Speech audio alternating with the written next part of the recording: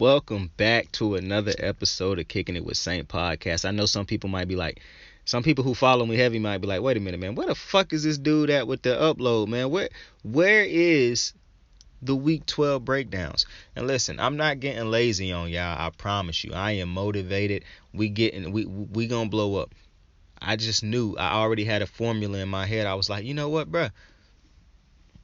For one, I had to re-record the other one multiple times, but I do have it recorded, and it's gonna go up. But it's basically gonna go up at the same time as this one.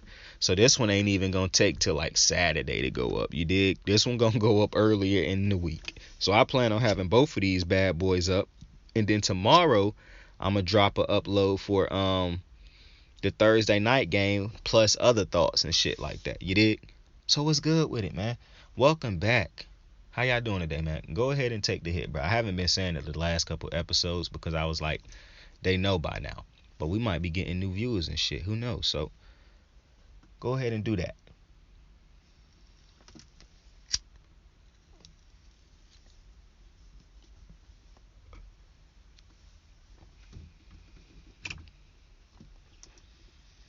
Bro, I got an ashtray. It's got like fishes at the bottom of it, like the little Pisces fishes. And I don't care about, I am a Pisces, but I don't care about that horoscope shit. I just got the ashtray because it looked nice and it fit my cup holder in my truck. And I done had it for about 3 years now. And it used to light up and shit. It don't light up no more. But I'm glad it don't light up no more, because that shit used to light up red and blue like the fuck. So sometimes I'd be driving on the highway at night, and I'm always on the highway at night. And I'd be driving sometime, and it'd be dark. And then out of nowhere, at the corner of my eye, I'm seeing a red and blue flash. And I'm like, what the fuck? And some of these rap songs that I be listening to at night sometimes be having fucking police sirens low-key in the background when you listening to it. So I'm like, yo, what the fuck? So I be bugging out. But that's neither here nor there. But the ashtray had got so dirty, right? It had got so like built up ash and shit all in it for over the years that you couldn't even see the bottom of the ashtray no more. And plus it wasn't even a clear color no more. So today, just for some reason, I randomly was like, you know what, bro? I'm gonna clean this ashtray out. Like, I'm gonna wash it out and all that type of scrub shit. I'm gonna scrub it out to see if I can like make it look like it looked when I bought it. And damn it, it took me like 5 minutes to clean that bit out with some Dawn and a little elbow grease and some scrubbing, and that bit looked like a brand new ashtray, bro. So I could see the fishies at the bottom of the ashtray again. This shit, I don't know why, and it's like a glass type of ashtray, like a fiberglass, I guess you would say. I don't really know what you would call it. Like, I think it's glass. This shit hard, bro. Let me put it like that to you. This shit hard. Stupid hard.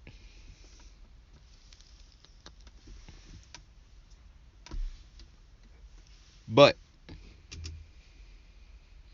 we not here to talk about no fucking ashtrays. We here to talk about the matchups for week 13, bro. I just thought about something, bro. We in week 13 now, right? So that's 13, 14, 15, 16, 17. Bro, we basically got what, like 5 or 6 weeks left? So we more than halfway done with the season, I think.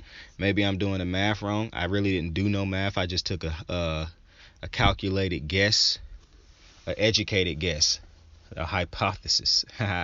But listen, bro, listen. I'm going off on a tangent right now.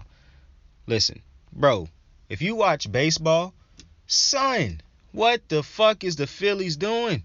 Listen, if you don't understand baseball, bro, I'm a Phillies fan. I be rooting for the Dodgers and shit all the time because I love Mookie Betts, but I'm not really a Dodger fan as much as I really am a Dodger fan because I done liked them for a long time too. Like, I love Clayton Kershaw. But my heart and soul is with the Philadelphia Phillies, bro, because that's the team that I rooted for growing up, bro. Because them motherfuckers had Ryan Howard, Jimmy Rollins, Chase Utley, Roy Halladay, my favorite pitcher all time. They had Cliff Lee, they had Roy Oswalt. Like, I fuck with the Phillies heavy, right? That's my heart and soul. That's my team when it comes. Like, if you made me choose between them and the Dodgers, I would take the Phillies. So and Bryce Harper is my favorite player, like, in MLB. He been my favorite player since Mookie is second. And sometimes I be feeling like he eclipsing Bryce, but that's just because he got more success, because he a 2-time champion already. But I love Bryce Harper, bro. This motherfucker just won an MVP, Zach Wheeler, my favorite pitcher. That motherfucker just finished second in Cy Young. Should have won it. And we are doing nothing. If you don't know, it's the off season for baseball right now. And we in the same division with the New York Mets, the Marlins, the Nationals, and the Braves. The Braves just won the World Series because they, at the deadline, they went and made shit happen. They went out and got a whole bunch of dudes that contributed heavily in their success to win a World Series this year. Like, and I'm looking at so the Braves already alone right now are better than the Phillies. Like, they young players, Acuna Jr., fucking Ozzy, who they are absolutely getting for free. Like, bro, if you don't know baseball and shit like that, go look at this man's contract, and you don't even have to understand baseball to understand this. Listen, this is one of the best players in the league at his position. I believe he is second baseman. Dude can, I believe he a lefty hitter, so he bangs righties, but he an all-around good hitter anyways. He was an all-star this year, past season. A huge contributor in the fact that, in the reason that they won. And they paying this motherfucker, I believe, like $5 million a year, bro. Like, they completely hoeing this man. I don't know who the fuck this man's agent is, but that motherfucker got to get fired, bro. It's no two ways about it, bro. Like, I would sue this motherfucker. It's no way you got that dude for this. Bro, the Braves basically got that man for free. But you got Acuna Jr., who also I think you basically getting for hella cheap, to where the point where it's damn near free. If I was him, I'd fire my fucking agent also. But then they got Austin Riley at third base. He a young stud. Like, they team already, without even going and getting free agents, is better than us right now. Like, I don't think they pitchers are better than Zach Wheeler, but they pitching rotation is better than the fucking Phillies. So without them even going to make moves right now, they a better team. Even if they don't bring back their first baseman, one of the best first basemen in the game. And mind you, if they do bring back Freddie Freeman, one of the best first basemen in the game, then that's him. Like, the Braves are just way better on paper right now and on the field from what we've seen last year. They're better than the Phillies. So you don't make a move in the offseason. And then you look at fucking the Mets. They go out, and on paper, they was a better team, in my opinion, last year. They just collapsed for some reason. And they got Jacob deGrom. They go out and get Max Scherzer, who, if you don't know, Jacob deGrom is the best pitcher in baseball to a lot of people. Max Scherzer played like the best pitcher in baseball last year because deGrom got hurt. But Max Scherzer is definitely a top 5 pitcher in baseball right now. A lot of people will argue he is 1 and 2 with deGrom. So they go out and sign him in the offseason just this past week. So now you got to deal with deGrom and Scherzer. And I believe they still got Tajon Walker, who is a stud young pitcher. Then they go out and they already got Pete Alonso, who the home run derby hitter. If you don't know, that's like the slam dunk contest in the MLB stuff. It's the home run derby. I know you know what a fucking home run is. And I'm almost certain 99.9 of y'all know what a home run derby is. If you don't, it's a competition where dudes in baseball, like 6 or 7 I can't remember how many dudes it is, but a select group of dudes see who can hit the most home runs, competing against each other till they get down to the last two. The last two hit to see who can hit the most home runs. Whoever hit the most home runs at the end, that's who is crowned the home run derby champ. Pete Alonso won that shit 2 years in a row and absolutely did pimp jobs at this last one, bro. Shit was insane. I'm almost certain it's up on YouTube. It's easy to find if it's not on YouTube, but you got to go watch that shit. Pete Alonso 2021 home run derby. Shit was wild. But they got Pete Alonso. They have not Javi Baez. He signed with Detroit. But they have a dude named Francisco Lindor who had an off season last year, but I'm almost certain he'll be back to normal this year. They went out and got Starling Marte, a stud center fielder who the Phillies could have fucking used because we don't have anybody we don't have a center fielder or a left fielder. All we have is Bryce Harper right now, who plays right field. So then the Mets also signed Mark Cannon, who is a good player. And I can't even remember the other dude they signed, but they signed another good player also. So I don't know what the fuck going on with the Phillies, man. But that is very depressing. But since we're talking about a Philadelphia team, might as well start this one off with the Phillies taking on the Jets this week, right? Might as well. See, we was going somewhere. And, bro, if y'all could see how neat my notes is this week, bro, it's absolutely insane, bro. I might take a picture and show y'all, bro. Like, my notes is so legible and shit this week, bro. It's really blowing my mind right now. But Philly and the Jets this week, man, in New York. I do not listen. I think this is gonna. I almost wanted to pick the Jets too. That's what's funny. But I'm not picking the Jets. I think Philly, because I still think the Jets is. I think both of these is bad teams. But I think the Jets is a little bit worse. But I like the Jets defense at times. Like, I'm not saying the Jets defense is great. I'm not saying it's even good all the time. But I think if the Jets defense come to the game wanting to play, I feel like they could make this a real tough game for the fucking Eagles. You know what? I'm finna go on a limb. So I'm going to take the Jets in this game, actually. And I believe Zach Wilson is playing. But if he get... Because I feel like the Jets also need... They probably losing. So, nope, I'm taking Philly. Taking Philly. The Jets beating the Texans almost fucked me over. But the Texans and the Jets is really battling to see who can get that better position in the draft. This is a game that the Jets will probably lose. They'll probably look bad in this game and have the Eagles looking like a good team. And like I said, in most of these games when the Eagles play, the Eagles don't have to be great through the air to have a chance to win these games. I mean, you saw it last week.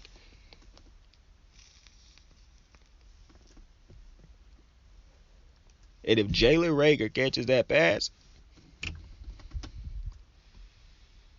nobody's talking about those 3 interceptions.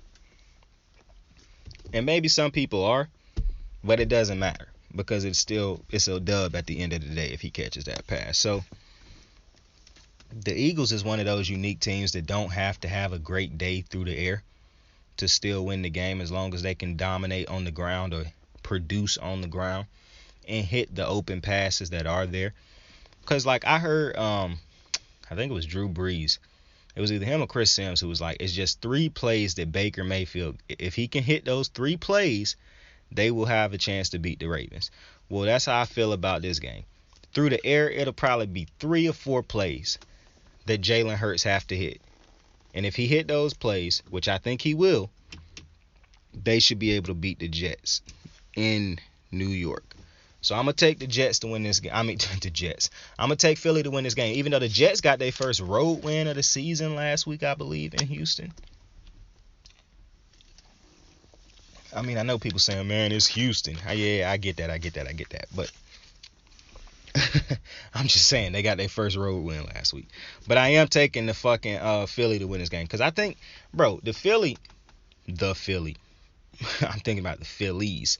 But if you look at it, Philly can still make, like, I know people don't think they're going to make the playoffs, and I don't think they're going to make the playoffs either. But mathematically, they are not out of the playoff hunt right now. So if Philly can put together a strong rest of the season, and this is a very winnable game, like I said, I got them winning this.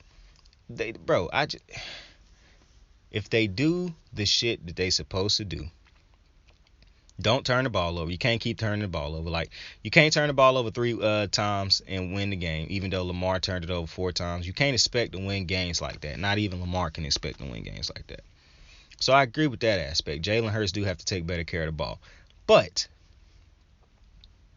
if this team can run the ball, and even though I don't really agree with Jalen Hurts looking at one read, not having it, and then dipping, if it's producing right now, fuck it, because they in the playoff hunt right now, at least in the wild card hunt to get one of those last spots. And like I said, I don't think they're gonna get it. But hey, if they do what they supposed to do down the stretch, you win this game right here, you compete against Dallas, and Dallas reeling right now. So Dallas done lost 3 or 4 games. Maybe you catch Dallas slipping again. Who knows? You know what I'm saying? Like, hey, the Giants keep catching teams slipping. So all I'm saying is if Dallas keep free falling, these other teams in the NFC keep losing. Like the Vikings just lost, the Panthers keep losing, the Saints keep losing. Like, you look at all these other bottom feeding teams that's going to take one of them spots. I mean, I think the 49ers is going to get that spot because of how they offense done came to life the last couple weeks. That's a team who a couple weeks ago, no shot, we thought they was going to be able to take one of them spots. But because of how progressively worse the NFC bottom feeding teams have been, got a chance. It is what it is. So I don't think Philly's going to make the playoffs, but if they win this game, which I think they should be able to do, Like, it's not going to be a cakewalk, I don't think, because I do think that the Jets defense can still get him hell. I just think that the Jets offense is just not good enough right now to compete against a Philly defense that I think is going to give them hell. And so, even though I know Jalen Hurts turned the ball over 3 times last week, he don't really turn the ball over as much as Zach Wilson. Now, the stats might say he done turned it over the same amount or more. I haven't looked at it yet, but you gotta remember Zach Wilson done missed a couple weeks, and before he missed those weeks, I think bruh had thrown an interception in like every single game.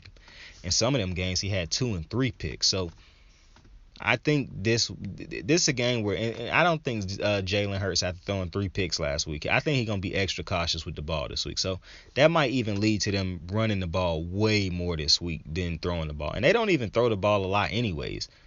Like, some games the motherfuckers be having less than 20 passing attempts and shit. You know, sometimes when they got more than that, it's because they was doing that the empty calorie stats at the end of the games when the game is already lost. But if Philly win this fucking game, man, shit could get interesting. That's all I'm saying. Because I don't think the Jets is gonna win this game. Bouncing around. Cowboys Saints staying in that division. Shit, fuck it. Cowboys go to New Orleans to take on the Saints. Now, a couple weeks ago, I would have said this is Dallas. Dallas winning this game. There's no two ways around it. But this year has been a very weird year. It's almost like the game guys personally listened to the podcast and was like, we about to prove to this motherfucker that it's on an any given Sunday type shit. And I still don't agree with that. So they can suck one. But teams that's supposed to win seem to like to lose a lot this year. And I thought the Cowboys was going to beat the Raiders, and they ended up losing that game. Now, I think the Cowboys are going to win this game. The Cowboys' defense has been good. Like, they had a lot of 14-plus penalties on that Thanksgiving game, but that's got to be an anomaly, bro. Like, I cannot imagine that's going to happen again. So, and then the Saints, bro. Like, the quarterback position, bro. Like, to me, the Saints have one of the worst quarterback positions in the league right now. Like, I don't trust Trevor Siemian, and I don't trust Taysom Hill. I don't trust neither one of them. And clearly, Sean Payton doesn't trust Taysom Hill either, because this man cannot seem to beat out dudes who you think he should be able to beat out as a starter, especially since they keep giving him extensions and shit.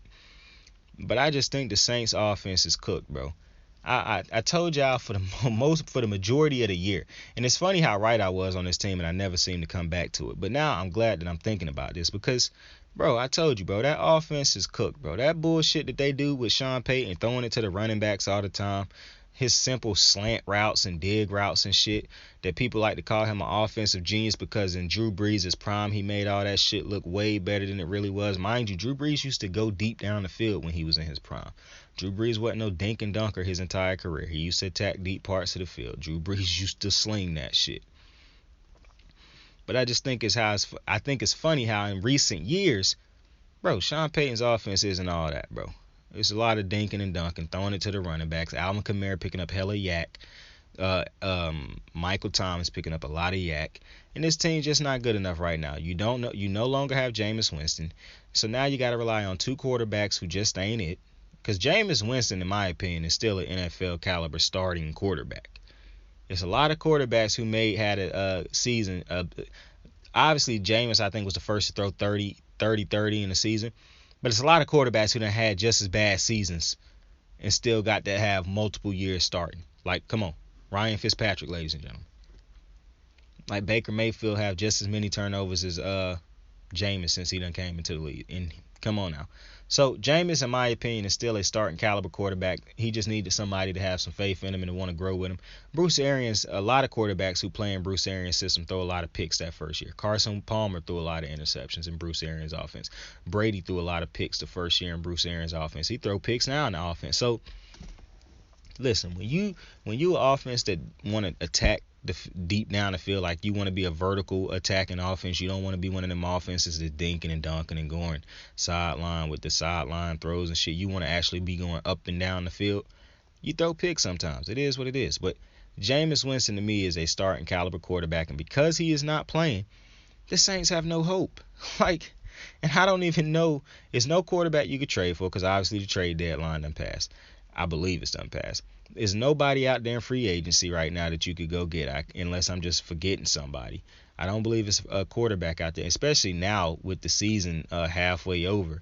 He would have to go in, learn a whole offense. Like, I just don't, unless you sign Drew Brees.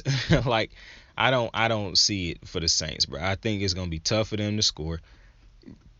As long as the defense tackling, I think it's gonna be tough for the Saints to move the ball up and down the field with this offense, unless Alvin Kamara. And I can't even remember if Alvin Kamara is playing or not. But even if he is, I still don't think they're gonna win this game. But Alvin Kamara having to do all he have to do in his offense, bro, I just don't think that shit is gonna work. I just don't think it's gonna work, and you're seeing it, man. It's not working. So they got just absolutely blitzed on Thanksgiving.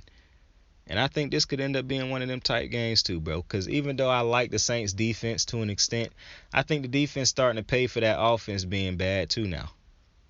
And I done said it multiple times this year about multiple teams. When you got a good defense or a defense that's not really bad, but when you got an offense that is bad, that struggles scoring, the defense is going to look tough sometimes because they have to make up for, they don't just have to play their part and get the stops they have to get. Now they got to get extra stops and turnovers sometimes and try to score some of them turnovers to make up for the offense's inefficiencies.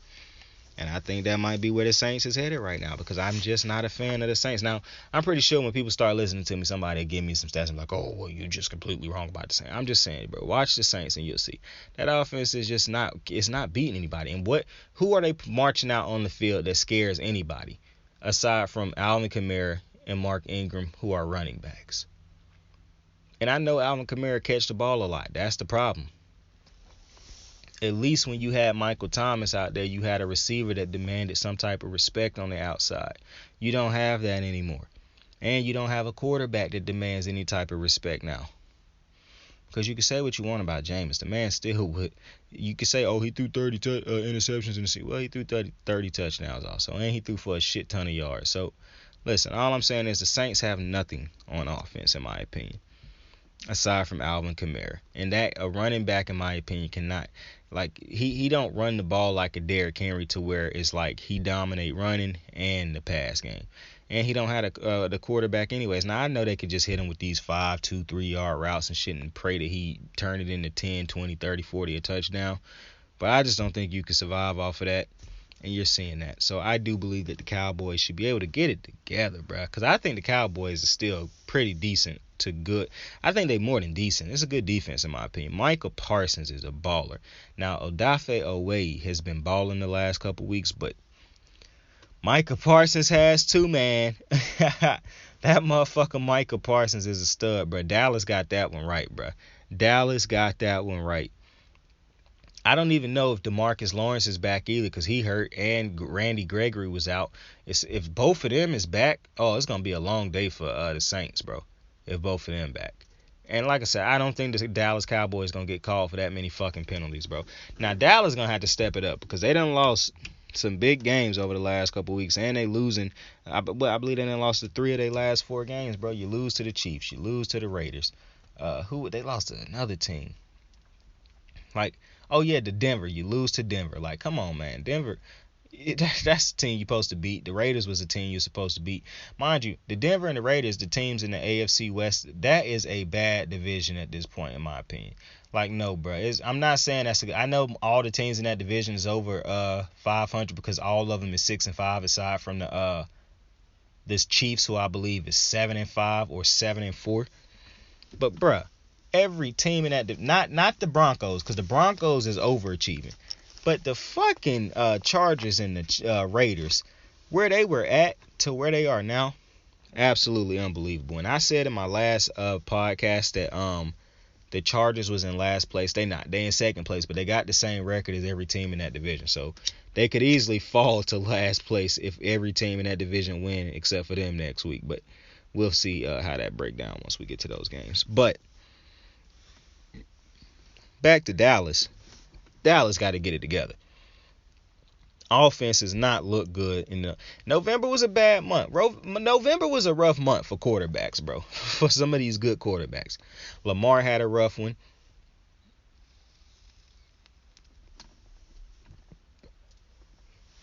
Dak had a rough one.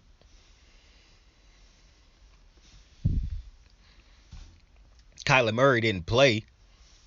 I don't think Kyler Murray played in any of the games in November. Or maybe he missed all of them but one game in November. Rough month for great quarterbacks in November. Aaron Rodgers had to miss a game in November and lost in November. Like, November was a weird one. But Dallas should get back on the horse, bro. Like, this is a game. I don't care that this game is in New Orleans, bro. I do not care. This is a game that Dallas have to, like, they got to be like, come on, y'all. We got to get it. Now, what's funny is Dallas could lose this game, and every team in their division could also lose, and them motherfuckers could still have a 2-game lead in that division. That's how bad that division is. But Dallas got to stop looking like the teams in that division and look like the best team, one of the best teams again. They need to start looking like one of the best teams in the NFC again. Because I picked them motherfuckers as one of the best teams in the NFC, the best team in the NFC, and after I said that, they done lost 3 in a row. Not 3 in a row, 2 in a row. And 3 or 4. So come on, Dallas. Dak, Zeke, Pollard. Get it together. I don't even know if Amari playing. I don't know what's his status yet. I know he was missing it because of his vaccination status or something. But come on, y'all. I think CeeDee Lamb should be good now. I think he done passed the concussion protocol. I think he should be good to go. Like, come on, Dallas. Get it together, boys. Get it together. We hopping around again. Let's go to another team that's in their division, bro. Because the next game was not about to be the game that I'm about to say, but we about to hop to it. I was finna say Cards, Bears, but fuck that. Giants, Dolphins, staying in that division. Giants, Dolphins, this one is in Miami. See, this is the good thing for Dallas. I think Miami's going to win this game. Because of what Miami done shown me since they done beat the Baltimore. Miami been balling since they beat. And you know what? I actually, shout out to me, bro. I did the numbers. Now listen, some of these numbers ain't really going to impress you that much. But Tua, ever since he came back in that Baltimore game, he's 62 for 77, 661 yards. 3 touchdowns, 1 interception. Now, I know the 3 touchdowns, 1 interception not that impressive to you. But Tua done been decent since he done got back. 273. I mean, in that game against Baltimore when he got back, 158. 273 the next game, 2 touchdowns, 1 pick. The next game, 230, 1 touchdown, no picks. The next game, no, that was all the games. But Tua haven't been bad, bro. Like, I know, bruh. I was watching the Pat McAfee show today, bro, and even though Matt Leinart was on the show, I think that's how you pronounce his last name, Leinart, I don't, Lionheart, but he was on the show, the USC legendary quarterback, Matt Ells. He was on the Pat McAfee show today, and he was talking about how he got so much respect for Tua because of how this situation is. I done said that too, bro. Like, dead ass, bro. I don't know how Tua doing what he doing right now because I said this multiple times early in the year. For a team to do what they did to Tua last year when he was healthy enough to play and to continue to take him out in big moments to throw in Ryan Fitzpatrick, like, listen, I don't think I done said enough. I think Ryan Fitzpatrick is the worst quarterback I done ever seen in NFL history. But I actually like Ryan Fitzpatrick. That's the funny thing because he's so bad that he good. And you got to understand, I've been watching that motherfucker since his first start with the Bills, bro. Like, I done been watching Ryan Fitzpatrick for a long time. He was the Bills quarterback for the majority of my youth. And I ain't talking about youth where I didn't understand football. I'm talking about when I was in middle school, high school, that motherfucker was a Bill. When I was in college, I think that motherfucker might have still been a Bill. Like, Ryan Fitzpatrick, to me, from all the starting quarterbacks I've ever seen to this point, and I'm thinking about in the totality of his career, because I know some other quarterbacks people could say, either I didn't watch those quarterbacks' entire career. I just have an affinity for Ryan Fitzpatrick at this moment because I had just thought he was so bad for so long, and I had been saying, man, this is the worst quarterback all time. Like, I know you got your Matt Schaubs, you got your David Carrs, you got your Baker Mayfields. I know you got all those type of quarterbacks. I know you got your Jimmy Clausens and Dwayne Haskins and Mason Rudolphs. You got all those. I know you got those. One person that I don't think should be mentioned in those quarterbacks, and people like to throw this dude in this. I don't know why people like to throw this dude's name in when they talk about worst quarterbacks all time and shit. Maybe it's because of Stephen A. Smith. Jay Cutler. Jay Cutler is not nowhere near as bad as them quarterbacks right there. Like, you might question Jay Cutler's commitment or desire or passion for the game or whatever, but Jay Cutler had way more arm talent than a lot of them quarterbacks, than all of them quarterbacks really. Was athletic as shit. I don't think people remember how athletic Jay Cutler was. He could run outside the pocket and get loose. He could throw on the run. He had a strong arm. Like, Jay Cutler, I don't know why people hated him so much, but Jay Cutler, maybe because his injuries and he didn't like playing when he was hurt. Jay Cutler was way more he might not have been a great quarterback or a good quarterback like we say, far more talent, and I think he was a good quarterback. He took a team to a Super Bowl, so can't forget that. But I went on that tangent, and I then forgot what the fuck I was talking about. But I respect how I mean, I don't like how they we was talking about Ryan Fitzpatrick, but I don't like but with that being said, I think Ryan Fitzpatrick is the worst quarterback in the NFL. Jay Cutler shouldn't be mentioned in those, and I understand if you want to make an argument for those other quarterbacks and whatnot. Like Max Schaub's record for throwing the most pick sixes in a row, fucking Matthew Stafford trying to compete with him and break the shit. But the worst quarterback of all time, in my opinion, is fucking Ryan Fitzpatrick. And, you know, I like the dude. It's no way you should have been giving him them reps. Like, the motherfucker was crying and shit and was hurt when he got benched for Tua. And I'm just like, man, you can't be serious right now. You think at this time in your career that they was going to let you try to lead? Like, what?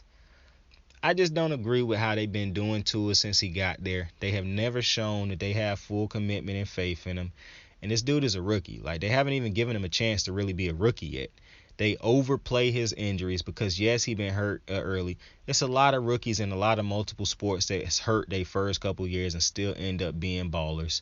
Bro, like, I don't understand, like, this. Like, nobody blowing up Zach Wilson's injuries. That's all I'm going to say. And I know Tua had injuries in college and whatnot. But if the team had faith in him and wanted Tua to be their franchise quarterback, they would be portraying this different. That's all I'm saying. Because they want Deshaun Watson, and they openly wanted Deshaun Watson, you hearing the shit you hear, bro. That's all I'm saying, bro. Because if they wanted Tua, they would protect Tua. They seem to not want Tua, so they're not going to protect them like some teams would protect their quarterbacks towards the media. That's all I'm saying. But I think Tua been playing decent the last couple weeks since he done got back. And I think Tua and them boys is going to help the Cowboys out tremendously, even though I know that's not their mission going into Sunday. And I think they're going to beat the Giants, bro. Because I still don't have absolutely no faith in Daniel Jones, bro. I have no faith in that offense. I like Kenny Galladay. I like Sterling Shepard, if he even playing right now. I like Saquon Barkley. But I have no faith in Daniel Jones, bro. None whatsoever. I just don't think he is that guy.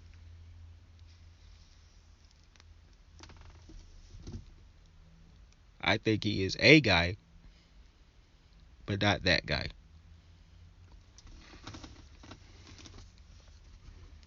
And so that's the problem. You have to have the guy at quarterback, because he got the weapons and shit, bro. And if Jalen Hurts don't get him the ball back 3 times, it's a good chance that the Eagles probably win that game too. And they didn't even really do shit with them 3 turnovers, because the game was still winnable at the end if, like I said, Jalen Reagor don't drop that touchdown.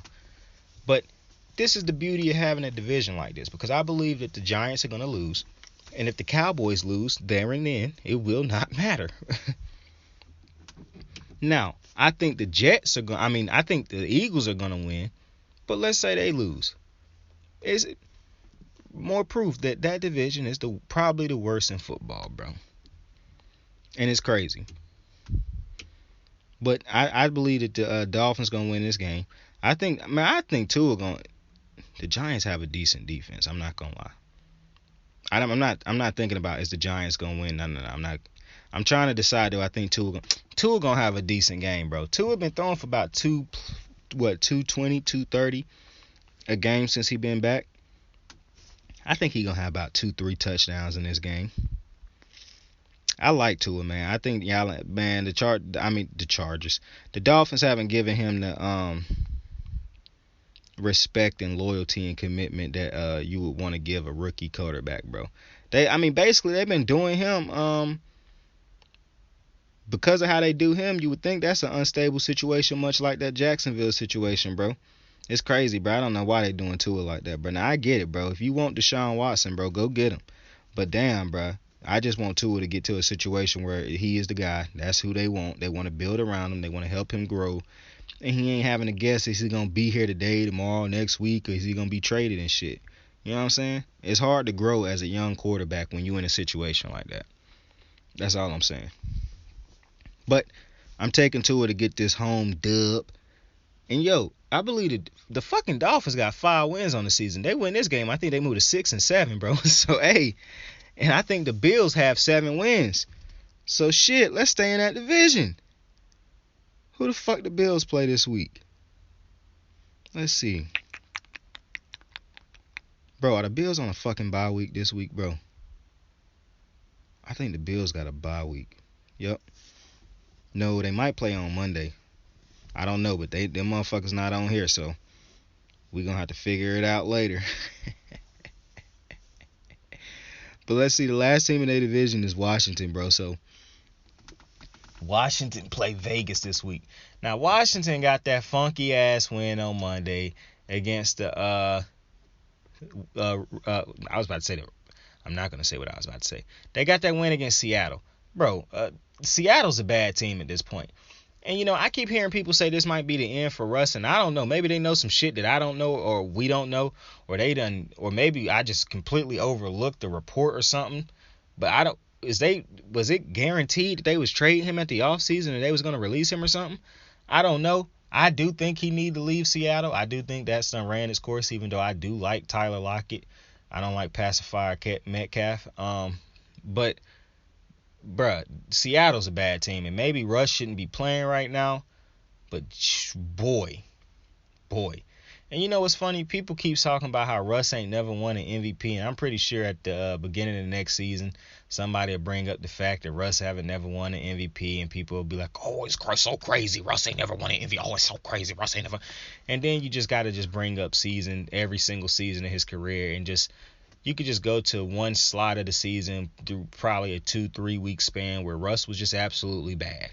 And this season, you could probably point to the majority of the season, but every season, Russ got like a 2 to 3 to 4 week span where he killed the MVP, where he killed himself for MVP.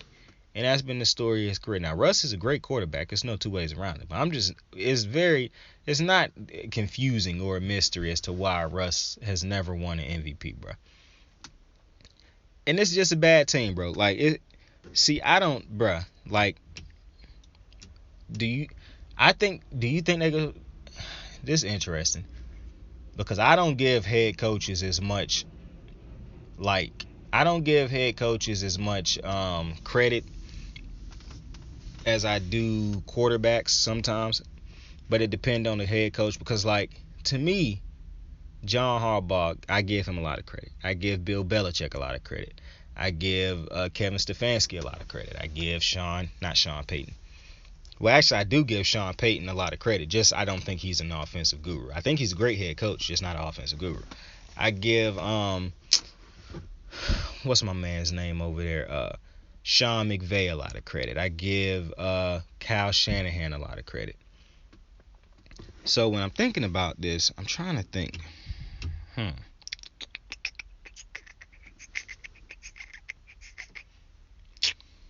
don't know, man. I don't know. I can't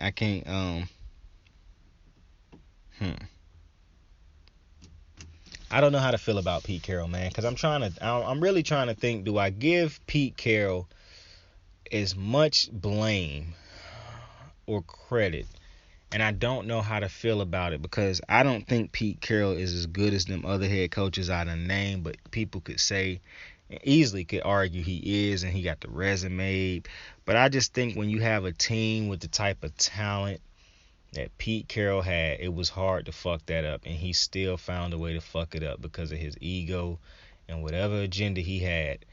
And I believe that ever since he lost those type of talented players, it's been like they've been okay. So Pete Carroll is a good head coach. He's a good head coach. He deserves a lot of credit. But it's just so hard for me to see, cause like Pete Carroll done had so many. I mean, look at the first ballot Hall of Famers that Pete Carroll. Mind you, I saw a thing the other day where did you know that Bruce Browner, or however you pronounce his name, that motherfucker is in prison right now for 8 years for attempted murder, bro. That shit is wild. I think he in the San Quentin prison in Cali. But anyways, look at how many first ballot Hall of Famers bro had on his defense, or Hall of Famers period. Richard Sherman is a first ballot Hall of Famer.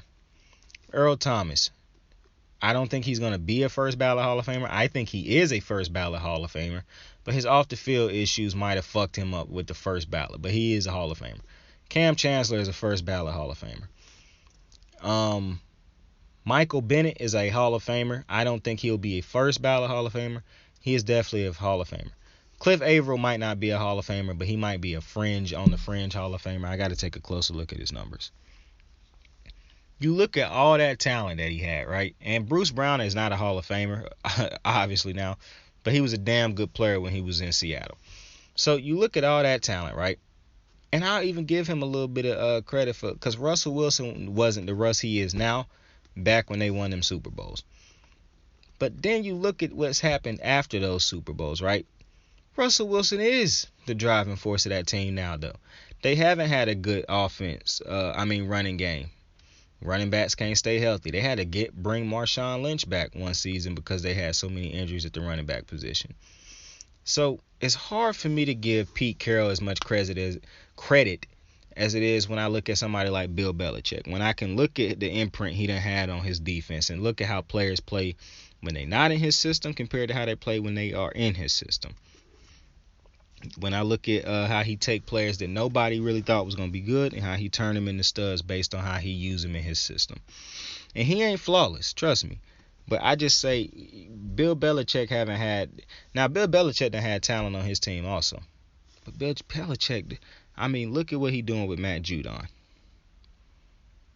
All I'm saying is as much as I think Pete Carroll is a good head coach, I just think he done had a lot of it's like when people, damn, who is that head coach, bro? Who people be sleeping on? Look at, because they say he got so much talent. It's not Saint Nick. Nobody shades Saint Nick. It's an NFL head coach who people be saying like he not really. No. It's Steve Kerr. I'm thinking of Steve Kerr. You know how people say Steve Kerr wasn't really a great head coach because he had all those Hall of Famers on his team and shit. But that's because you didn't really pay attention to how much he did with the bench and how his system helped push Steph Curry and Klay Thompson's offense to another level that it wasn't at when they had Mark Jackson as the head coach. Like, I understand people like to give Mark Jackson his credit, and all you should, because he turned that into a better defensive team. Offensively, the Warriors were not what they are under Steve Kerr under Mark Jackson. It's night and day. The offense under Mark Jackson was stagnant at times. He ran the offense through Draymond sometimes. He let Draymond take the last shot in quarters sometimes, in games sometimes. He did not let Steph Curry and Klay play the brand of basketball that they play now. The offense under Mark Jackson compared to what it is under Steve Kerr, night and day. Night and day. Steve Kerr just absolutely took that offense and that team to another level, especially when it comes to the bench. And he done resurrected the team again. He done helped configure shit and get them right back in the playoff in the title contention again. You lose Durant, you got some injuries, you take a little break, and then bam, they done developed guys and they back at it again. I think that's a little bit different when you say, oh, well, he got a lot of talent. But because if you really look at it, he done proven he ain't just got the talent. He done things other that you should look at otherwise, like he expanded that talent. Like Steph Curry, yeah, he did have Steph Curry, but he done expanded Steph Curry's game with how he used him. He done expanded Klay's game with how he used him. Look at how he used Durant compared to how Durant was used in OKC. You gotta look at shit like that when when a coach got that much talent. And when I look at Pete Carroll and the talent he done got, and I'm saying to myself now, what has his imprint done? Well, his defense really not that great without those guys that he used to have. And he do still got Bobby Wagner, but even with Bobby Wagner, he can't make up for a lot of the flaws on this defense. Excuse me. And I done said Bobby Wagner, I believe, should be traded or allowed to leave and pick a new destination, Baltimore. But I don't think he really make up for nothing on offense. I think the offense is ran through Russ. And if Russ struggle, they usually lose. If Russ balling, they usually win.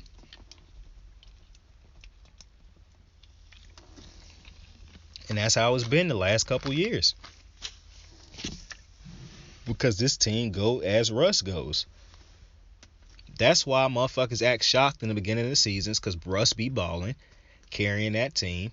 You don't really have to pay attention to shit else.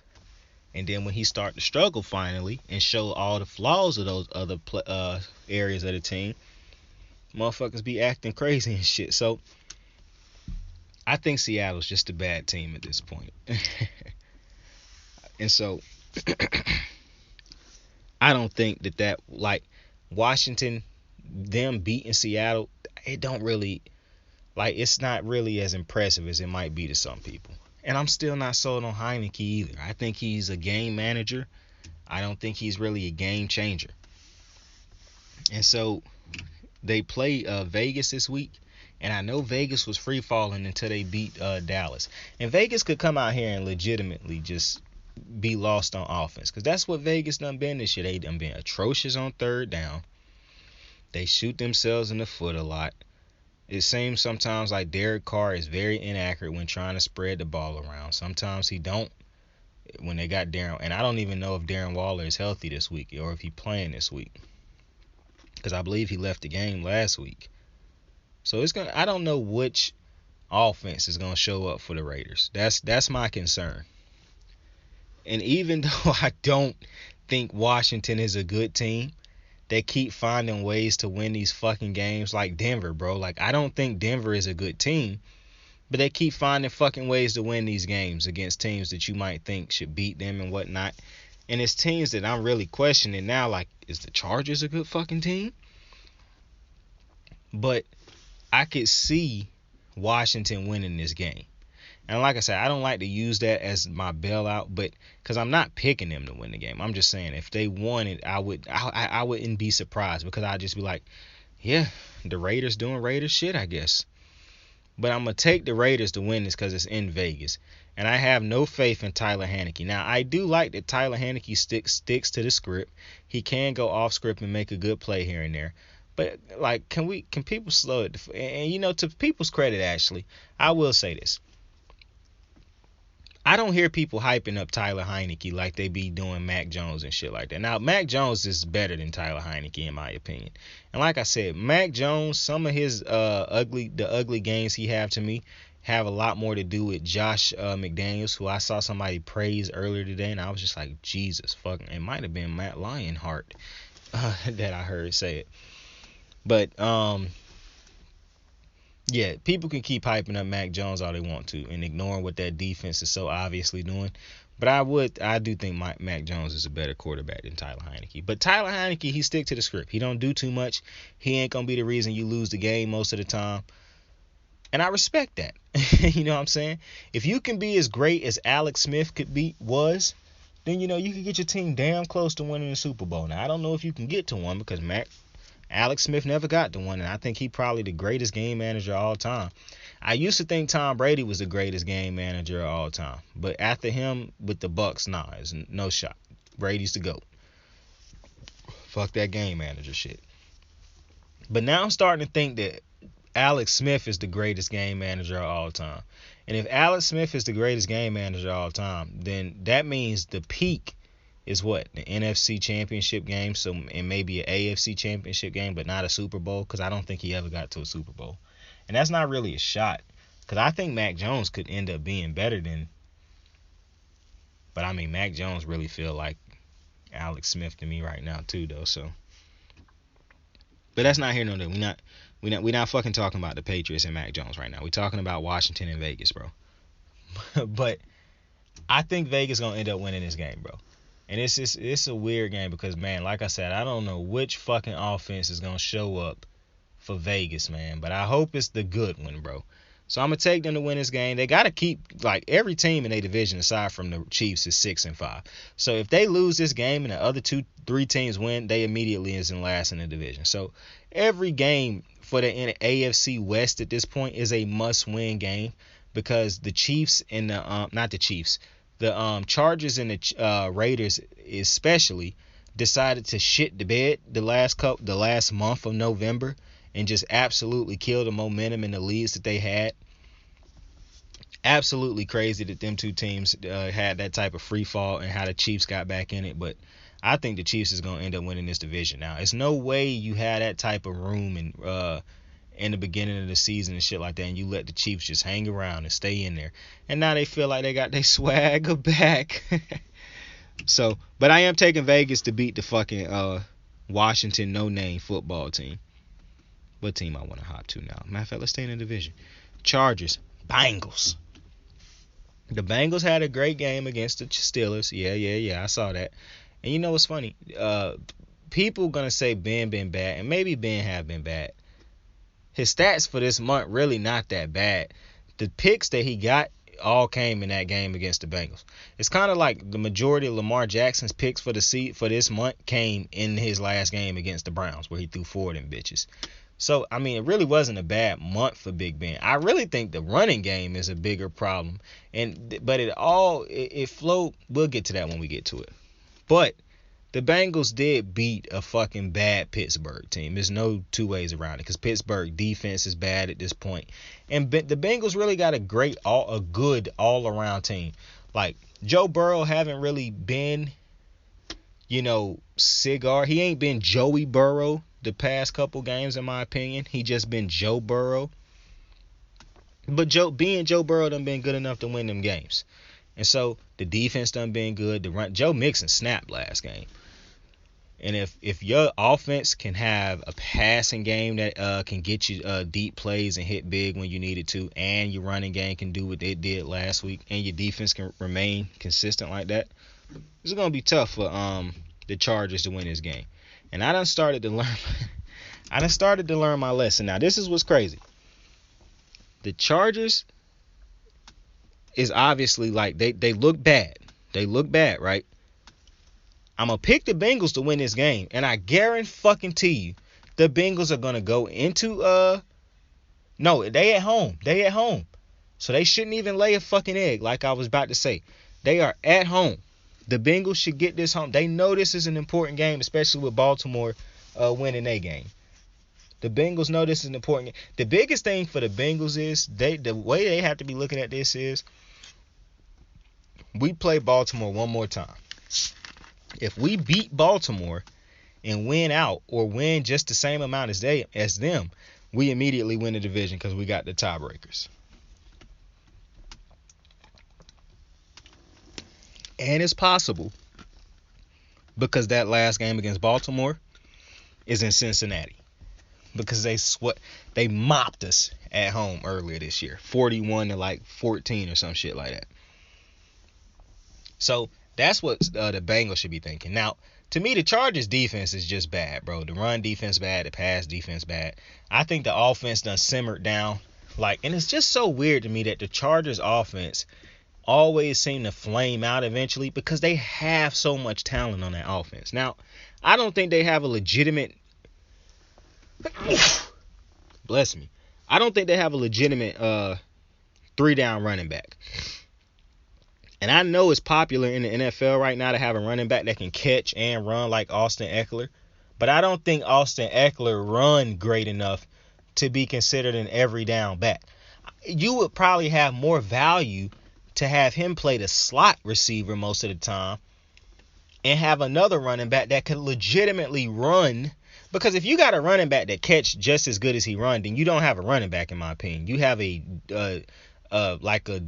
what do you call those dudes? A multi-purpose talent, bro. Like, he not legit a running back, because a running back's best talent should be the fact that he can run. Like, through the tackles, around the tackles, he can find the holes. Because that's an asset that I need my running back to be able to have. If he can run just as good as he can, like, if he have Excuse me, I'm getting fucked up right now. I'm not getting fucked up. My words is getting fucked up right now. But if I have a running back that don't really run great, but what make him good is that he catch just as, like, he can go out and line up and catch the ball like Christian McCaffrey or something, then I don't think it's a shit ton of value in that as much as people would like to think. Like, I think you can have them guys as like great options for third down and shit like that, and to have an expanded offense. But I think you do actually need a running back that can pick up first downs and get through the tackles and shit like that. Like, I think it's important to have a running back like that. And at this moment in time, I don't think the Chargers have that in Austin Eckler or anybody else on that running game, I believe. So I think that's why sometimes it look like this team one-dimensional, and some people might be like, they throw it too much. Bless me. And I agree. Because sometimes they get too one-dimensional, but it's because they don't run consistent enough. And I don't think Austin Eckler is a consistent enough running back to warrant him being the starting running back. But I know he's cheaper, and I know he done had some big games. But I'm just saying, on a consistent every down basis, every game basis, you know, I can't chalk Austin Eckler in to have 100 yards or 90 yards rushing. I might can pencil him in every game to have like 40 yards rushing, 56 yards receiving. But if that's what my running back doing, then shit, that's basically a utility guy. That's the word I was looking for. That's basically a utility guy. I could use him anywhere, like a Cordell Patterson. And even Cordell Patterson producing more in the running game right now, even though I don't think that's where his future is right now. Like, it might be. I'm not saying he don't have a future at it. I'm saying, like, I don't know if that's what he going to be permanently, because I know people devalue running backs, but I do still think that's an important position to have, especially during the season when you want to milk clock and get out of games, get out of some of these games with a win. You want to just milk the clock and not have to throw the ball no more. It's important to have running backs who can pick up first downs in them type of situations when you stack the box and shit, who know how to follow their blocks, hit their holes, cut when they supposed to. I think that's still important. And I don't think that the Chargers had that type of running back. So not only do you have a bad defense both ways around as far as running and passing, stopping both, but you don't really have a reliable running game. So now you're in a situation where you do have to have Justin Herbert throw more than you would probably like him to throw. And maybe they was drinking into the news and the hypes and the headlines as he was, maybe. I don't know. But clearly he a young quarterback who now you realize you don't want him throwing it that much, because he still have room to grow also. And that's what happened when we crown these young dudes so early and we act like they don't have no room to grow and shit, bro. But I do think the Bengals is going to win this game, but I do think it'll be a competitive game. But the Bengals got these situations where they could just snap in the first couple, like, quarter, and they can end the game early. So that could very well happen in this game. I'm not going to lie to you, especially since it's in Cincinnati. But where we going to hop to next, bro? Let's shit, where do we Broncos Chiefs. That's a divisional game in Kansas City. Now listen, I told you, I'm back betting on, like, I'm back picking the Chiefs, bro. So I'm picking the Chiefs. I'm back to picking the Chiefs. They got their swagger back. They back to doing Chief type shit. This is gonna be a tough game for the Broncos offense, because I think the Chiefs defense look better now. They getting after the passer again now. Frank Clark looking good now, or is it I don't know how I keep forgetting this other dude's name. Chris Jones he balling again. I just think this defense look good again, man. And I told y'all in the beginning of the season, this defense love to look bad for large portions of the season, and then just when you're not paying attention, they start to gel and they start to get it together. It's just what they do every year. It's like clockwork. And they start to do it again. And I believe that this game, because I think Patrick Mahomes still got a chance to win MVP this season. And I think if Patrick Mahomes put together a Patrick Mahomes like second half or finish to the season, I think people will be more inclined to give him MVP than they do Aaron Rodgers, because I actually think Aaron Rodgers is the person who leading MVP right now, or maybe Brady. I think Aaron Rodgers would probably be the leading MVP right now, but Patrick Mahomes could snap the rest of the season, and because I still think the Chiefs could the Chiefs could still fucking get to the Super Bowl this year. Like they starting to make me think that they about to turn the gas on, bro. Like, I'm not into the Patriots getting to I don't think the Patriots getting to the Super Bowl. I think the Patriots will lose in the first or second round of the playoffs, honest to God. Because the Patriots just beat the Titans, right? And I know everybody want to be impressed by that. I'm not. They just beat a team that had no Derrick Henry, no Julio. Tannehill has been atrocious the last couple weeks. I'm not impressed by that. I'm not impressed by their wins over the Jets. I'm not impressed by their win at Houston. Like, I want to see the Patriots beat a team like the Chiefs. I want to see them go beat the Ravens. I want to see them beat the Bengals. I want to see them. I already think they could beat the Chargers. And as a matter of fact, I think they did beat the Chargers this season. I'm not impressed by them beating the Browns. I wouldn't be impressed if they beat the Steelers at this point in time. The Patriots done had a very favorable schedule. That's all I'm going to say. Now, if they beat the Bills, you will get nothing from me. That is legit. If they beat the Bills, those are legit wins. But I think the Chiefs about to put a stranglehold on this division. I think they about to show the AFC West. We are the kings of this division. We was asleep in the beginning of the season. Y'all motherfuckers didn't capitalize. We are back. We are awoke. We have our swagger all the way turned up. And we about to dominate the rest of the season. And I think that's exactly what's about to happen the rest of the season for the Chiefs. Now listen, the Chiefs only put up 19 points in that last game. I understand that. I'm not saying they're finna go out there and put up 40-something points. What I am saying, though, is I think the Chiefs are slowly but surely rounding back into form. And before you know it, they will be going back out there putting up 40-something fucking points. So watch out, because they done figured out how to get their swagger back, bro. They was hitting all them dinking and dunk passes, but that done got Pat Mahomes back into his rhythm. That done got him back into his flow.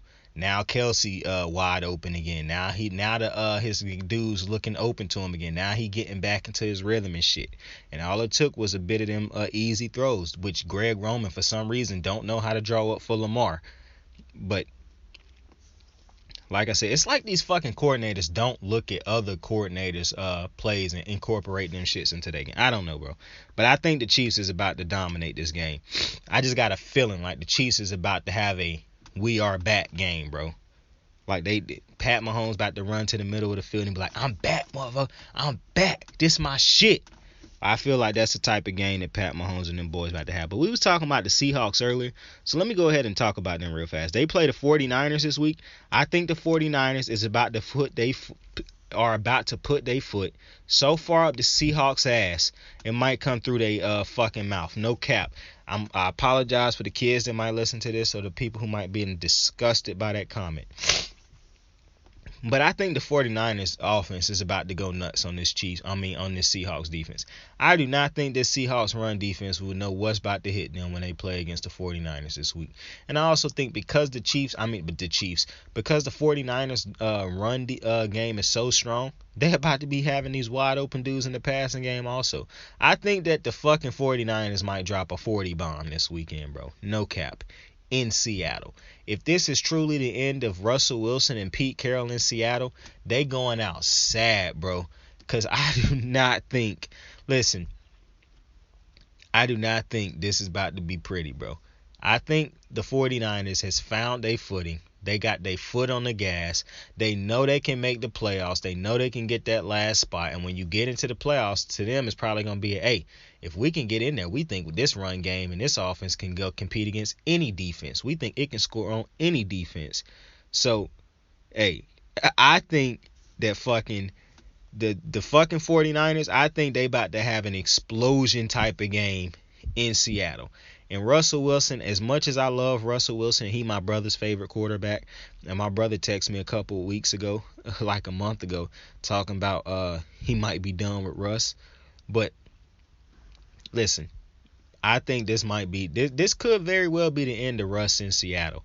And if it is, like I said, they going outside because I think this is about to be an ass whooping. Like I think the fucking 49ers, bruh, they done figured it out, bruh. Debo Samuels is if you gonna say Debo Samuels should be getting some MVP votes, shit, fuck it. Debo Samuels is balling, bruh. Like they getting healthy. The defense starting to look better. The offense is doing what they fucking do. It's like I said in the last podcast. Kyle Shanahan heard motherfuckers talking about some Matt Nagy was a better head coach than him and comparing him to Matt Nagy. And he wasn't having it. He said, no. We not, nah. He said, we definitely not about to do this, G. We definitely not about to rock like this. And I respect that. I really do. I respect the fuck out of that. Oh, and for the Chiefs, Kyle Long just got activated. If you don't remember, he got hurt in training camp, I believe. And he was a Pro Bowler for the Bears. He retired, came back. Listen, I don't blame him for retiring when he was with the Bears, that trash-ass organization that it had been over the past couple years, bro. He was playing for a loop. It was kind of like all these great offensive linemen like Alex Mack. When he finally left the Browns after all them years, he finally went to the Super Bowl. Never going to get to another one probably because the jackass Falcons cost him one. But you just wonder, like, if these great offensive linemen who stayed loyal to their teams for so long, which I don't believe it should be a thing, it's called loyalty in sports, except in certain cases, because these teams is not loyal, so why should players be? If you're a great player, go get your ring. Because they make it seem like that's the only thing that matters in sports, so why not go get your shit?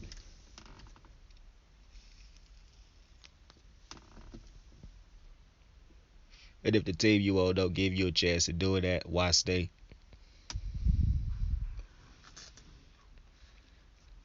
Yeah, I'm all for that. But I just want to shout out Kyle. I hope he ball out with the Chiefs. Like I said, bro, the Chiefs are getting healthy, bro. The Chiefs are getting healthy. But let's see what game we hop into next, bro. Jags Rams, bro. Let's just go ahead and do it, bro. Just go ahead and do it. I'm pretty sure the Rams will finally break their skid. They should win this game at home. I'm hoping that OBJ have a big game.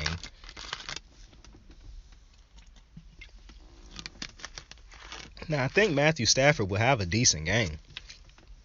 But I also believe he will throw another pick six in this game. I don't know why I think this is going to happen, but these things just seem to happen, bro. Ask Matt Schaub, bro. These things just seem to happen. And I think this is shit. I think this shit going to happen to him tonight. I mean, in that game against Jacksonville. I think he's going to throw a pick six. He going to get right after or before, but I do think he going to end up throwing a pick six. And for Jacksonville, man, I don't know why at this point you don't just empty the playbook and try to get some type of consistency or try to figure something out that could work on a consistent basis. I actually do is because they have a staff full of bozos over there. And like I say every week, I feel bad for fucking Trevor Lawrence because he don't have a chance with those morons over there in Jacksonville's coaching staff and head coach, and neither does some of those other young guys and rookies over there. And any veteran over there, I don't know why they would still want to be over there at this point in time. Like, Jacksonville is just a shit organization. I really do hate to say that about a team, but that is just a shit organization right now. I think Tony Khan or whoever the owner is of the team is a goofy-ass individual for hiring a college coach. Looking at him in college saying, oh, he had so much success, which it's a great job to bring him over and a rookie quarterback at the same time. Like I say it every video, man. The dude's just a fucking moron. Prayers up for Trevor Lawrence. I'm praying that he just, well, I'm not praying, but I'm hoping that he become an absolute stud and just outplay his situation over there. But it ain't gonna happen on Sunday. The Rams are going to probably put their foot in their ass. And this should probably be Aaron Donald, bro. I hope he have a monster game, bro. I hope Aaron Donald have about 4-5 sacks, 2 forced fumbles, a tip interception. I just hope he go nuts in this game, bro. Dead ass. Because he ain't had one of them games yet this season. Cardinals, Bears staying in that division. I don't know if Justin Fields back yet. I don't think he is. But I also don't know if Kyler Murray back yet. Like I was looking at I was trying to look it up today and I couldn't find anything. So I'm not sure if Kyler Murray playing yet. And it just keep reminding me to that dude who I was telling, like Kyler Murray style of play done got him hurt, and it's another season in which he done missed multiple games. Like I'm saying, they gotta figure out a way to have a style that can protect this man more. Excuse me. Because the style that they play right now does not get this man through a full season healthy. And if they didn't have the team that they had that was as good as it's been, then this could be a bunch of losses since he done got hurt, which would be hurting their playoff chances mightily. Then when he get back, you got to get him back in the playing shape. Because I'm pretty sure he not in playing. Well, he probably is in playing shape and in great shape, but you got to get him back in the game shape. Every week game shape. Because he done missed, 3-4 weeks now. So this is an interesting game to pick because I don't know if both of the starting quarterbacks is healthy. But I think I'm going to take, because the Bears almost lost to the fucking Lions, bro. Plus, I just don't think the Bears are a good team. I don't. They got Allen Robinson out there looking like a bad receiver. And I don't think Allen Robinson is a bad receiver at all. But he just looked bad because his offense is just bad. I told you it's time for Matt Nagy to go. It's time for I think the GM need to be fired too. Because it's the same fucking GM that took the Trubisky over Deshaun Watson, if I'm correct. So I think they need to start it all over. Go out, get a new head coach along with, and I'm not saying you gotta let your young quarterback pick his next head coach, because he is still young. But he should have some type of say or something in his next head coach. Like, you need to know that your head coach wants to work with him and is not just coming there and saying, yeah, this is not my guy that I drafted. I can't win. No. You need a quarterback and you need a head coach that wants to be and wants to work with Justin Fields and wants Justin Fields to be his franchise quarterback, because that's why you drafted him. You didn't go. Your head coach don't matter. He ain't Bill Belichick.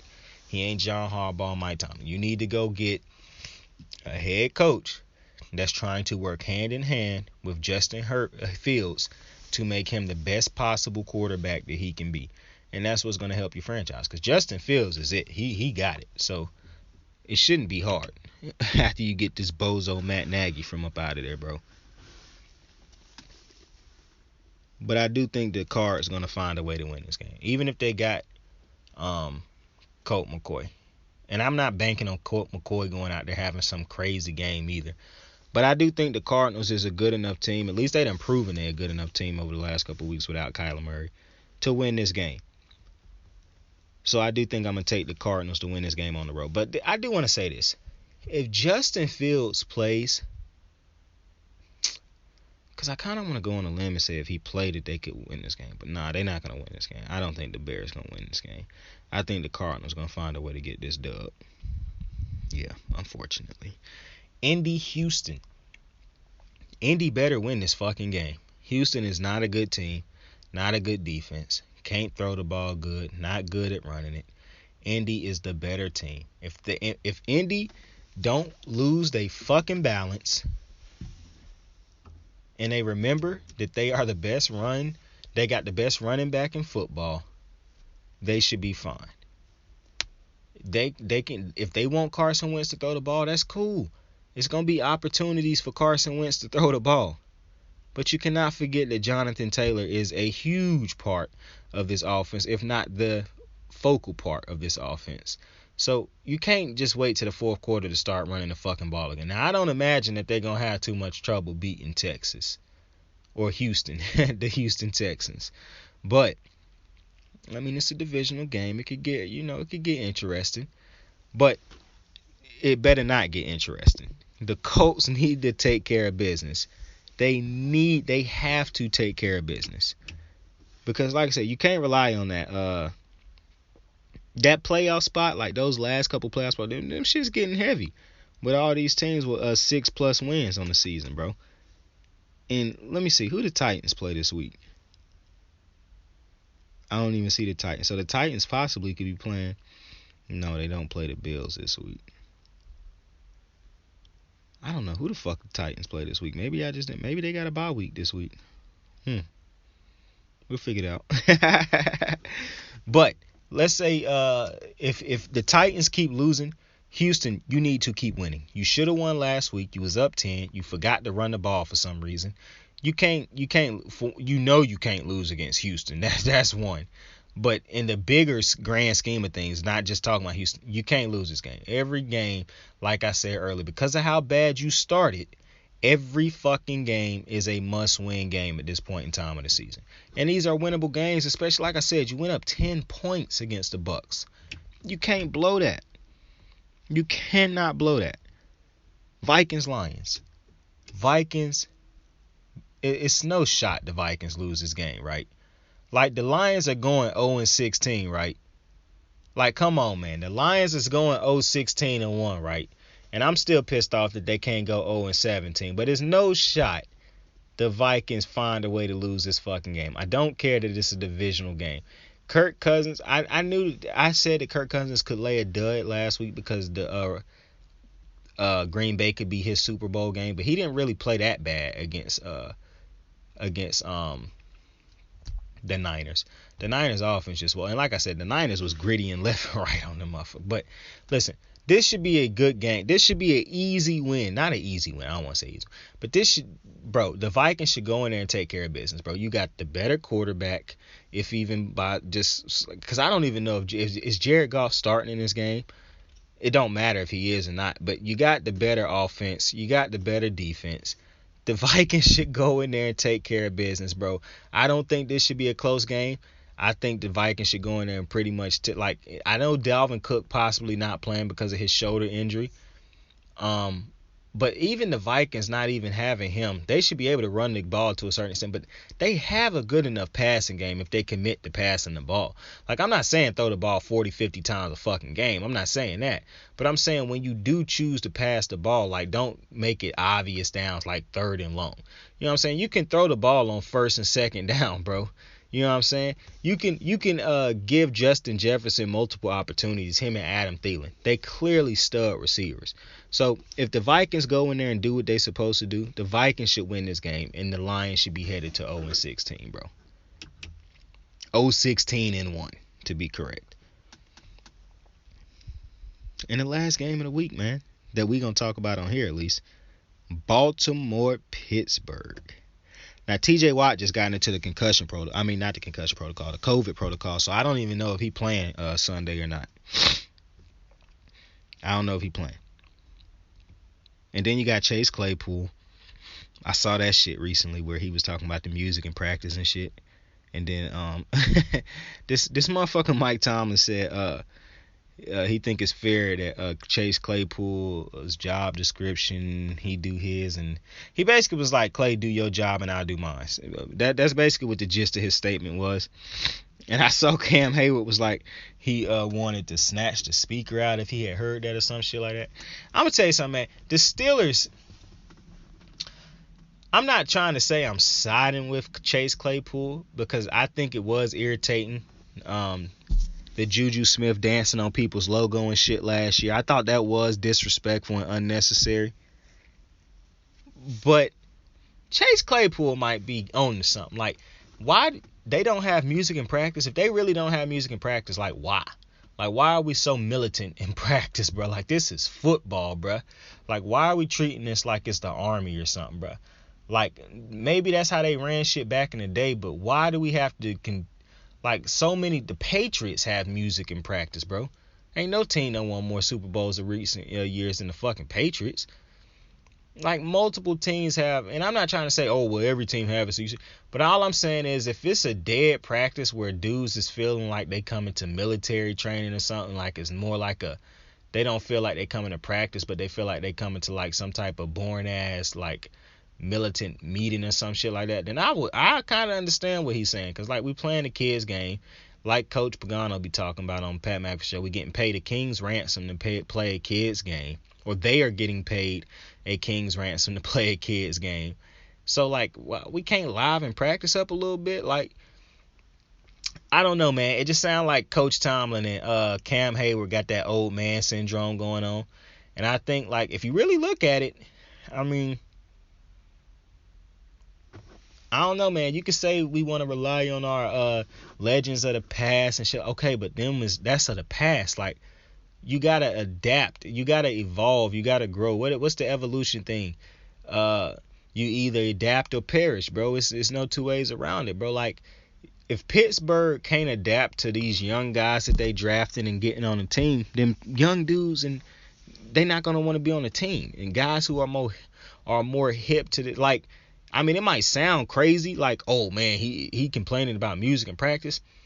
But what if it's a stud free agent out there that likes listening to music and practice, who might have wanted to go to Pittsburgh? It's like, I don't know if I want to go to an organization that's so militant. That's why some dudes don't want to go to the Patriots. They be like, I don't know if I want to go to an organization that's that strict. And them motherfuckers actually listen to practice, music and practice. So I don't know, man. I kind of think they got that old man stay off my lawn syndrome going on over there in Pittsburgh, where they want to be so attached to the past and shit. But Pittsburgh really haven't been great the past decade if you really like pay attention to it. Like, ever since they got that last Super Bowl, like, what has Pittsburgh really done? We got knocked out the playoffs a couple times by the Patriots, by the Ravens, by the Browns even beat them. Like, they lost to the Browns last year in the playoffs and got smoked. They might have their first losing season under Mike Tomlin this year. I think they 5-5-1 right now. Like, I think they lose in this game against Baltimore. Even with Lamar Jackson coming off of a 4-interception day, I do think he will be. And he said it, I play like a fucking rookie. And I agree.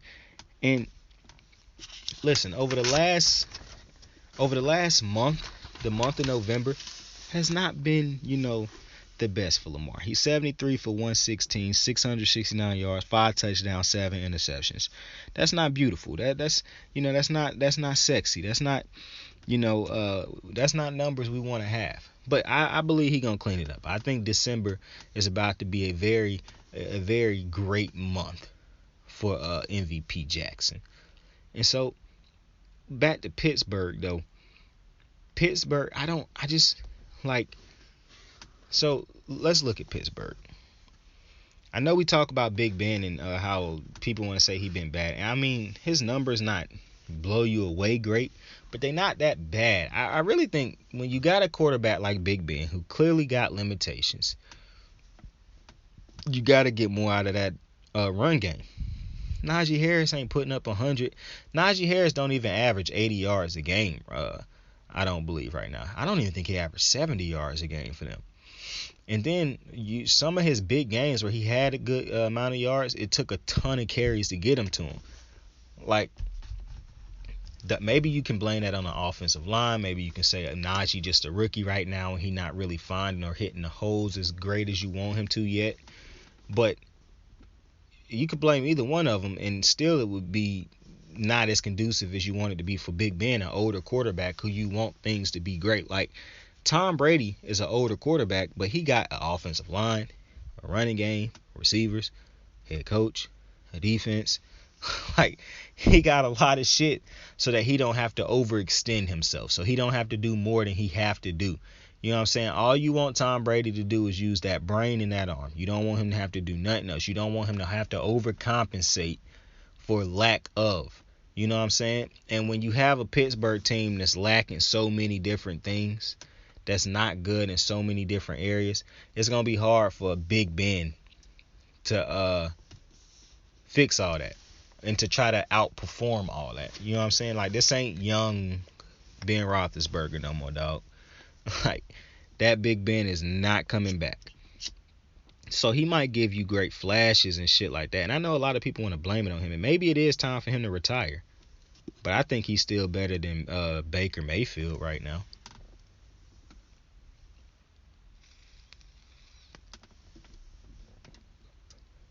And if Pittsburgh could run the ball, we be having a whole different conversation if Pittsburgh could run the ball. A lot of the problems right now from Pittsburgh is that their defense can't get stops and shit. But a lot of the offensive problems is because they can't run the ball consistently. If they could run the ball, the offense could do things. They could do more. That's all I'm saying. And for the Baltimore aspect, now this is going to be a good game, I think, because Baltimore Pittsburgh always a great game. Now, I do think these organizations is headed in two completely different directions right now, and I would like for Lamar to have a big game in this game after struggling against these boys and basically giving away the game against these boys last year.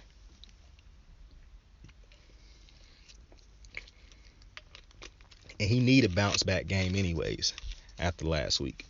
Because you know them haters is chirping. But I expect my boy to ball out this week, man. I expect my boy to ball out every week. But with that, I appreciate y'all for joining me, man, on another episode of Kicking It with Saint podcast, man. I truly do appreciate y'all if y'all made it to this part of the podcast. I appreciate y'all for joining me on a weekly basis. If you do, I appreciate you if you're a new guest. I appreciate you if you're a returning guest. I appreciate all y'all. When we get big, I already got the nickname I'm going to start calling y'all. Like the channel, subscribe to the channel, share the video, share the channel, man. I appreciate all the love and support that people show me. Y'all don't know how much it means to me. I appreciate it immensely. And y'all have a dope fucking day, man. Or afternoon or night, whichever point in time y'all listening to this podcast. But, yo, tell somebody you fuck with them and you love them. Saint out. You ready to make history? Come on now. Yeah. You know, there's these two words. And when I say them, people get goosebumps because they know what happens next. So without further ado, free smoke. Look.